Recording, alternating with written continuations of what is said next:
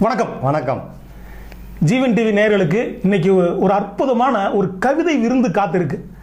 ஏன்னா என்னுடைய நிகழ்ச்சி நம்ம ஊர் கவிஞர் நம்ம ஊர் பாட்டு அப்படிங்கிற இன்றைய நிகழ்ச்சிக்கு கவிஞர் சண்முகவேல் வந்திருக்கார். இவரை பற்றி சொல்லணும் அப்படின்னா, யூடியூப் சேனலில் எஸ்எஸ்வி பிக்சர்னு ஒரு சேனல் இருக்கு. அதில் நீங்கள் உள்ளே போனீங்கன்னா எல்லாமே பாடல்கள், அப்படி விதவிதமான பாடல்கள், ஒவ்வொன்றும் ஒவ்வொரு சுவையில், ஒவ்வொரு ரகத்தில். ஒன்று ஒரு கிராமிய பாடல், இன்னும் ஒரு அற்புதமான ஒரு காதல் பாடல், இன்னொன்று பார்த்தீங்கன்னா ஒரு நாட்டுப்புற சாயல் உள்ள ஒரு பாடல். இப்படி எல்லாமே வெரைட்டியான ஒரு பாடல்கள் பிரமாதமாக இருக்குது. பாருங்கள், குறுகிய காலத்துக்குள்ளேயே அந்த எஸ்எஸ்வி பிக்சர் அந்த யூடியூப் சேனலுக்கு 550 சப்ஸ்கிரைபர்ஸ், நிறைய லைக்கு, ஏகப்பட்ட வியூஸ் போயிட்டே இருக்கு. நாளுக்கு நாள் அது இன்க்ரீஸ் ஆகிட்டே இருக்கு. நமக்கெல்லாம் என்ன பெருமைன்னு கேட்டிங்கன்னா, இப்போ நம்ம தாராபுரத்தை பற்றி சொல்லும்போது, தாராபுரம் அப்படிங்கிறது ஒரு கலை சார்ந்த ஒரு மண். இது கலைஞர்களையும் கலையும் வாழ வைக்கக்கூடிய ஒரு அற்புதமான மண். அது இந்த மண்ணிலிருந்து தான் நம்முடைய நடிகர் நாகேஷ் அவர்கள் இங்கிருந்து கிளம்பி போய் சென்னையில் சினிமா உலகில் சாதித்தார். ஒரு 30 ஆண்டு காலம் 40 ஆண்டு காலம் தமிழ் சினிமாவில் கொடிகட்டி பறந்தார். அதே மாதிரி பார்த்தீங்கன்னா ஒரு இயக்குநர்களான கோயம்புத்தூர் மாப்பிள்ள, டாடா பிர்லாவில் எடுத்த சி ரங்கநாதன் அவர்கள், பிஆர்சி பால் அவர்கள், இந்த மாதிரி நிறைய பேர் நம்ம சொல்லிட்டே போகலாம், இயக்குனராக சொல்லிட்டே போகலாம். அதே மாதிரி பார்த்தீங்கன்னா இசையமைப்பாளர்னு சொன்னோம்னா தாராபுரம் சுந்தரராஜன் சார். ஆடி 18க்கு அன்னைக்கு எல்லா டிவி சேனல்லையும் போடுற பாட்டு ஆடி 18, அந்த சாங்கு நம்ம தாராபுரம் சுந்தரராஜனுடைய நீச்சல் குளத்தல் அப்படிங்கிற படத்தில் போட்ட பாடல் அது. அந்த பாட்டு தான் அன்னைக்கு தமிழகமெங்கும் ஒழிக்கும். அப்படிப்பட்ட ஒரு மியூசிக் டைரக்டர் இங்கிருந்து போயிருக்காரு. இப்போ நமக்கெல்லாம் என்ன பெருமைன்னு கேட்டிங்கன்னா, இப்போ நம்ம ஊர்லேருந்து ஒரு கவிஞர் சினிமாவுக்கு போக போகிறாரு. அதாவது ரொம்ப பெருமையாக இருக்குது. நம்ம ஊர் கவிஞர் நம்ம ஊர் பாட்டுங்க அப்படிங்கிற நிகழ்ச்சியில் நம்ம ஊர்லேருந்து போகிற ஒரு கவிஞரை நம்ம தொலைக்காட்சி ஜீவன் டிவி மூலமாக அவரை நான் நேர்காணல் செய்யறதுல மிகுந்த சந்தோஷப்படுறேன். வணக்கம் கவிஞரை. வணக்கம். வணக்கம். உங்கள் பாடல்லாம் பார்த்தேன், ரொம்ப பிரமாதமாக இருந்துச்சு. அதில் பார்த்தீங்கன்னா அந்த முதல் பாட்டு நீ சிரிச்சா சிறுமலடா அப்படிங்கிற பாட்டு நான் பார்த்தேன். லவ்லி. அதாவது சிரிப்பு பற்றி சொல்லும்போது கலைவாணர் ஒரு பாட்டில் சொல்லியிருப்பார், சிரிப்புன்னு அத்தனை சிரிப்பையும் பாடியிருப்பார். ஆணவ சிரிப்பு, அகங்கார சிரிப்பு, ராஜதந்திர சிரிப்பு, வஞ்சக சிரிப்பு, காதல் சிரிப்பு, எல்லாமே சொல்லியிருப்பார். சிரிப்புங்கிறது நம்முடைய நவரசங்களில் முதன்மையானது. அந்த சிரிப்பு வச்சு தான் நீங்கள் அந்த முதல் பாடல் எழுதியிருக்கீங்க, நீ சிரிச்சா சிறுமலடா அப்படிங்கிறது. எனக்கு என்ன ஒரு கேள்வின்னா, நேயர்கள் சார்பாக இந்த பாடலை நீங்கள் எழுதினீங்க, ரொம்ப பிரமாதமான வரிகள், ரொம்ப பிரமாதமான லொகேஷன்ஸ் எல்லாமே நல்லா இருக்கு. இந்த பாடல்ல நீங்க எப்படி நடிக்கணும்னு உங்களுக்கு தோணுச்சு? நீ சிரிச்சா சிறுமலடா நான் சிவகங்கைக்கு ஒளிதாண்டா. சரிங்க சார், நான் பாடல் ஆசிரியர் ஆகணும்னு எனக்கு ஒரு ஆசை.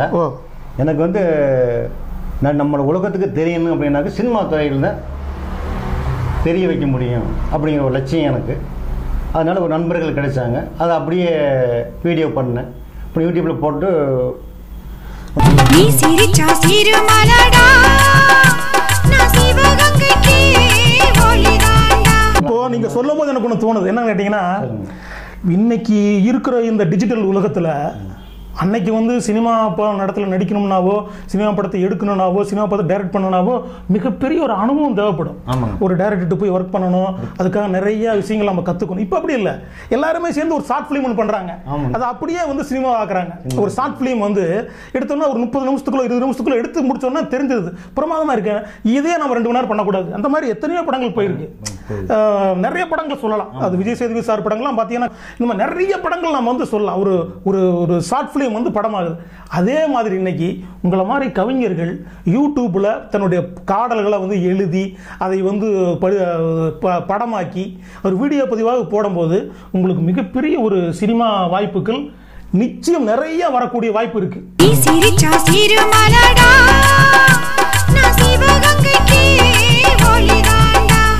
எதிர்காலத்தில் உங்களுக்கு நீங்க நிறைய சினிமாவில் பாட்டு எழுத போறீங்க. அதுக்காக ஜீவன் டிவி மூலமா எங்களுக்கு உங்களுக்கு ஒரு வாழ்த்துக்கள் சொல்லிக்கிறோம். உங்களுக்கு நிறைய பாடல்கள் வரும். நிச்சயமா நீங்க சினிமாவில் மிகப்பெரிய அளவில் நீங்க சாதிப்பீங்க. இப்போ இன்னொரு எனக்கு பிடிச்ச ஒரு வரி என்ன கேட்டீங்கன்னா, அந்த நீ சிரிச்சா சிறுமடாங்கிற பாட்டுல ஒரு வரி வரும். அதாவது அந்த காதலி பார்த்து காதலன் பாடுறான், அது நீங்களே நடிச்சிருந்தீங்க. அதாவது நீ பிறந்தது இந்த மண்ணுக்கு யோகம்னு சொல்லியிருப்பீங்க ஒரு வரி. நீ இந்த லோகத்து ராணியடி, இந்த மண்ணுல பிறந்தது யோகம் தாண்டி. உன் சிரிப்புல செதறுது சிதம்பரமே உன்னை பார்த்தா தவிக்குது தாம்பரமே உன் சிரிப்புல செதறுது சிதம்பரமே உன்னை பார்த்தா தவிக்குது தாம்பரமே. எனக்கு என்னன்னா நீங்க கவிஞரா இந்த நம்ம ஊர் மண்ணில் பிறந்தது எங்களுக்கெல்லாம் வந்து பெருமை, எங்களுக்கெல்லாம் யோகம் அப்படின்னு சொல்லலாம். இப்போ இந்த பாடல் பதிவான அனுபவத்தை பத்தி நீங்க கொஞ்சம் சொல்லுங்களேன். ஆமாங்க சார், நம்ம ஊருக்குங்க சார் நான் வந்து நம்ம சின்ன வயசுல இருக்கிற ஆசை என்ன ஆசைன்னு கேட்டிங்கன்னா ஒரு கவிஞர் ஆகணும் அப்படின்னு, நம்ம ஊருக்கு பெருமை சேர்க்கணும், தாராபுரத்துக்கு பெருமை சேர்க்கணும். Super super super super.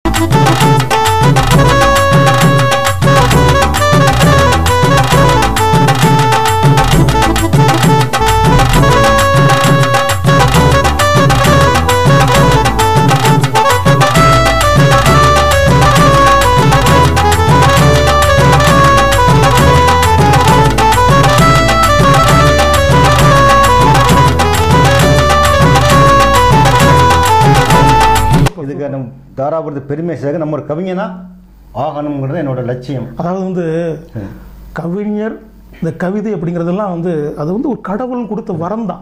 எல்லாருமே பாட்டு எழுத முடியாது, எல்லாருமே வந்து நினைச்ச உடனே வந்து வரிகளை வந்து நம்ம எழுதிட முடியாது. அதுக்கு வந்து ஒரு கடாச்சம் தேவைப்படுது. அது நிச்சயமாக உங்களுக்கு இருக்கு. நீங்கள் எங்கிட்ட நீங்கள் ஏற்கனவே நீங்கள் பேசும்போது சொன்னீங்க, சார் வந்து நான் வந்து பாட்டு எழுதிட்டே இருப்பேன், திடீர்னு நைட்டு 1 மணிக்கு எழுந்திருப்பேன், நான் எழுதுவேன் அப்படின்னு சொன்னீங்க பார்த்தீங்களா. அந்த கடின உழைப்பு, அந்த சின்சியாரிட்டி, அந்த அந்த இது தேடல் தான் உங்களை நிச்சயம் ஒரு மிகப்பெரிய இடத்துல கொண்டு போய் வைக்கும். Thank you sir, thank you thank you. இப்போ இந்த பாட்டில் இன்னொரு விஷயம் என்ன கேட்டிங்கன்னா, நீங்கள் அந்த சிரிப்பு பற்றி நீங்கள் சொல்லியிருந்தீங்க இல்லையா, ஒரு காதல் பாடல். இந்த காதல் பாடலை சிரிப்பு பற்றி சொல்லியிருக்கிறீங்க. இந்த மற்ற வரிகளை வந்து நீங்கள் எதனை நீங்கள் நோக்கி நீங்கள் அதை எழுதுனீங்க, அது எது மாதிரி நீங்கள் அதை வடிவமைச்சிங்க இந்த வரிகளை? எனக்கு சார் சிரிப்பை ரொம்ப பிடிக்கும். மற்றவங்களை வந்து சிரித்து பார்க்கணும் என்னோட ஆசை. அந்த நவரசம்னாலே சிரிக்கிறது தான். அப்போ அந்த சிரிப்பு அப்படிங்கிறதுக்காக ஒரு பாட்டு எழுதணும் அப்படிங்கிறத எழுதுனேன். அது இவ்வளோ பெரிய ஹிட் ஆகும் அப்படிங்கிறது நான் எதிர்பார்க்கவே இல்லை. யூடியூப்ல உன் சிரிப்புல செதறுது சிதம்பரமே உன்னை பார்த்தா தவிக்குது தாம்பரமே உன் சிரிப்புல செதறுது சிதம்பரமே உன்னை பார்த்தா தவிக்குது தாம்பரமே. நீ சிரிச்சா சிறுமலடா நான் சிவகங்கைக்கு ஒளிதாண்டா. உண்மை உண்மை உண்மை உண்மை. நானே இப்போ வந்து சமயத்தில் தான் பார்த்த உடனே வந்து நாளுக்கு நாள் வந்து இன்க்ரீஸ் ஆகிட்டே இருக்கு. இப்போ ஜீவன் டிவி நேயர்களுக்கு இந்த நிகழ்ச்சி மூலமாக, அதாவது நம்முடைய இந்த நிகழ்ச்சி நம்ம ஊர் கவிஞர் நம்ம ஊர் பாட்டு நிகழ்ச்சி மூலமாக உங்களை எல்லாம் கேட்டுக்கொள்வது, நீங்களும் இந்த பாடலை பாருங்கள், சப்ஸ்கிரைப் பண்ணுங்கள், லைக் பண்ணுங்கள், கமெண்ட் பண்ணுங்கள். நம்ம கவிஞரை நாம் தானே வந்து என்கரேஜ் பண்ணணும். அதனால் மறக்காமல் இந்த SSV பிக்சர் சேனலுக்குள்ளே போய் மறக்காம சப்ஸ்கிரைப் பண்ணுங்க. நன்றி, வணக்கம். நீ சிரிச்சா சிறுமலடி இந்த சிறுமலையை எழுதி வைப்பே உனக்கு தாண்டி, நீ ஜெயிச்சா நான் உனக்கு மாலை தாண்டி, உங்கிட்ட மாட்டிக்கிட்டா மன்னிப்பு கேக்குற. நீ சிரிச்சா சிறுமலடி உன் சிரிப்புல பூவா செதறு வேண்டி, உன் நேரத்துல மெதமும் நெறியாகவா, உன் சிரிப்புல தினமும் சிறையா